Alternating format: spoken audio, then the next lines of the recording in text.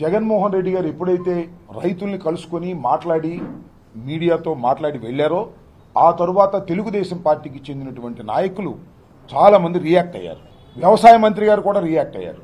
ఇంకా కొంతమంది మాజీ మంత్రులు రియాక్ట్ అయ్యి పచ్చి అబద్ధాలు చెప్పేటటువంటి కార్యక్రమం చేశారు. వ్యవసాయ మంత్రి గారు మాట్లాడుతూ ఏమంటాడంటే ఇప్పుడు 13,000 అమ్మింది 1-2 సార్లు తప్ప మిర్చి అనేటువంటి మాట మాట్లాడాడు. వ్యవసాయ మంత్రి గారికి మరి సమాచారం ఉండి మాట్లాడాడో సమాచారం లేక మాట్లాడాడో నాకు తెలియదు. అంతేకాదు ఇవాళ మిర్చి రైతులకు సంబంధించిన అంశం మీద ఎప్పుడైతే జగన్మోహన్ రెడ్డి గారు మిర్చి యార్డుకు వచ్చి రైతుల్ని పరామర్శిస్తారని తెలిసిందో వెంటనే ముఖ్యమంత్రి గారు ఏదో సమీక్ష నాటకాన్ని ఆడి కేంద్ర వ్యవసాయ మంత్రి అయినటువంటి శివరాజ్ సింగ్ కి ఒక లెటర్ రాశాడు. అయ్యా మిర్చి ధర పడిపోయింది, మీరు రావాలి, మీరు ఆదుకోవాలి అని. అది కాదు చేయవలసింది. జగన్మోహన్ రెడ్డి గారి హయాంలో నేను మనవి చేస్తున్నా, గర్వంగా గుండె మీద చేయి వేసుకుని చెప్తున్నాం, జగన్మోహన్ రెడ్డి గారి హయాంలో 5 సంవత్సరాల పాటు రైతు ఉత్పత్తి చేసినటువంటి పంటలకు మద్దతు ధర రాకపోయినా లేదు రైతు నష్టపోతున్నాడని గ్రహించిన 3,000 కోట్ల రూపాయలు ధరల స్థిరీకరణ కోసం పెట్టి ధాన్యం కొన్నాం,